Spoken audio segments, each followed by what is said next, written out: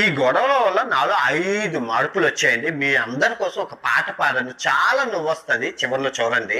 First మార్పు వచ్చేసి సహాయం అండి. 2025లో నేను అక్షరాల 50 లక్షల రూపాయలు సహాయం చేశాను. ఎందుకంటే బ్యాంక్ బ్యాలెన్స్ ఎక్కువైపోయింది. ఐఫోన్లు కొన్నాను, గోప్రోలు కొన్నాను, డ్రోన్లు కొన్నాను, చచ్చిపోయిన ఫ్యామిలీలకి 2 లక్షలు ఇచ్చాను. అబ్బో చాలా పుణ్యం.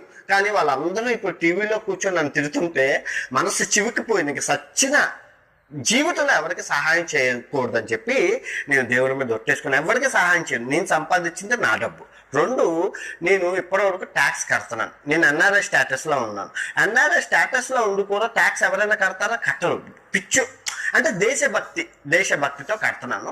సో ఇప్పుడు ఏం చేస్తానంటే ఎన్ఆర్ఈ అకౌంట్ ఓపెన్ చేసుకొని ఎన్ఆర్ఈ అకౌంట్లు ఓపెన్ చేసుకుంటే ఆ ట్యాక్స్, ఆ జిఎస్టీ నాకు తగ్గిపోతుంది. ఎందుకంటే నా దగ్గర ఇక్కడ ఉన్నాయి కదా, నేను ఫ్రీలాన్సింగ్ జాబ్ చేస్తాను కాబట్టి నాకు అవుతుంది. 3, నేను